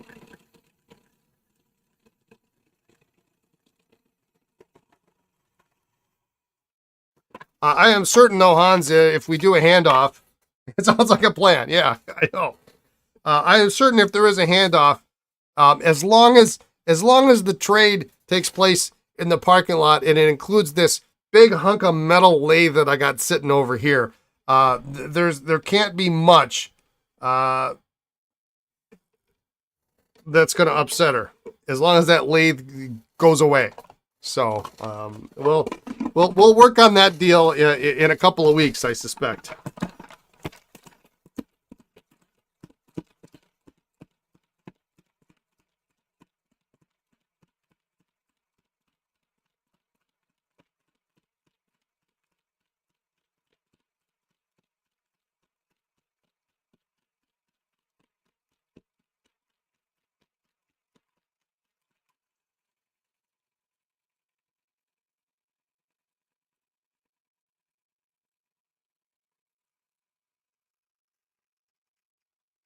Pen magazines find their way to your car again, and you're fleeing. Well, you know, I'm still digging through boxes.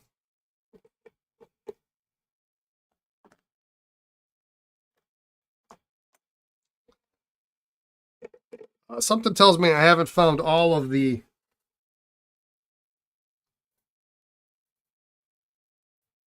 You know, so this is interesting. So the way I have this positioned, and for this particular pen, the nib actually slides through this slot. What I might do is I might cut this slot out so it's a little bit more. I mean, it's fine there, but.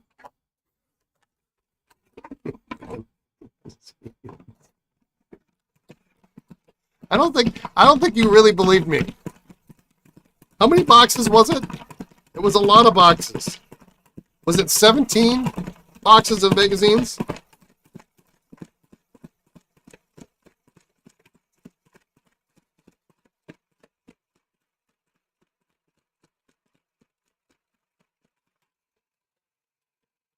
It was like 17 boxes of magazines, and they were, you know, it's an entire wire rack in your garage. Yeah. Yeah. It was a lot of magazines.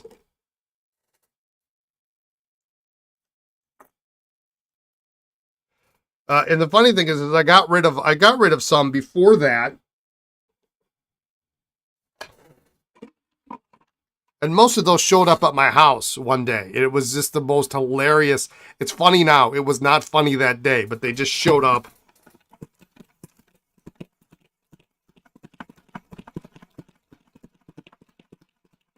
And we were like, I don't know.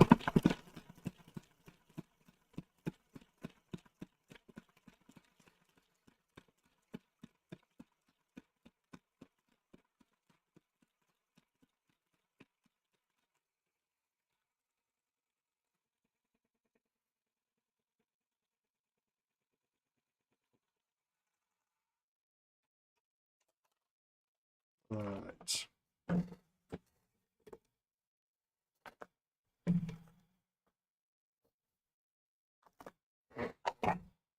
All right. Well, that works pretty good. I like that. It's nice. I like how solid that that octo is. It's really. Drop my silicone here. And I like how easy the cap is to put on that thing and get it nice and, you know, the other one I kind of had to put in place and hold it in a special way, and it would line up correctly. No, this is a nice improvement. So, all right, so a couple of these are good. These are good to go. This one tomorrow, we'll deal with this. This one here.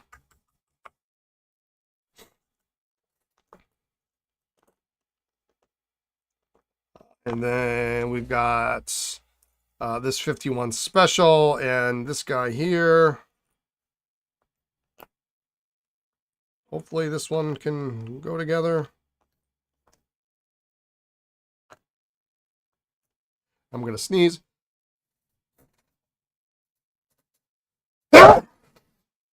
Oh, excuse me.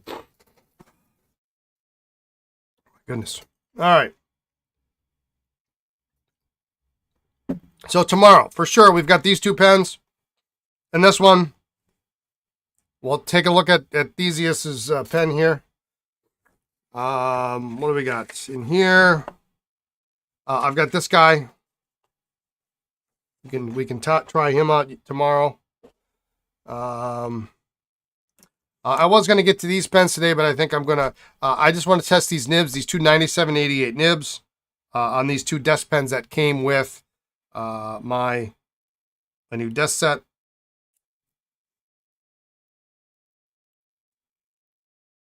They're all rusty and crusty, so I'm sure they're no good. But one of the nibs needs a little adjustment, so I'll do that, and then we'll see what else we got cooking. I do have one other weekend eBay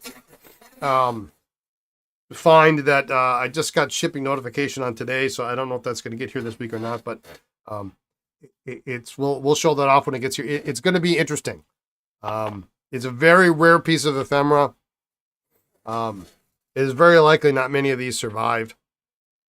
I have a very small collection of them, and they're just fun. It could be it might be the most boring stream ever, but it could be the most interesting stream too. I don't know, but I'll leave it there. I won't tease you anymore. But we got that coming. I've got my Dayquil here. I got to take. I got a cup of coffee. And so that's that. So anyway, thanks for tuning in, everyone. I am going to cut it out a little early and get to my boxes, get to my Tasha wraps and my Oasis, my Petite journals that just came in, and something else in that box too. I can't remember, but thank you, Hans. You have a great night too. Yeah, I'm on the mend. I'm still probably not good enough to hit the bike yet, but I only missed one day this week, so I guess I'm okay on that end too. But anyway, have a good night, everyone. Good morning, good afternoon, wherever you're at in the world, and Be kind, be well, and we'll catch y'all tomorrow, all right? Take care, everyone. Bye now.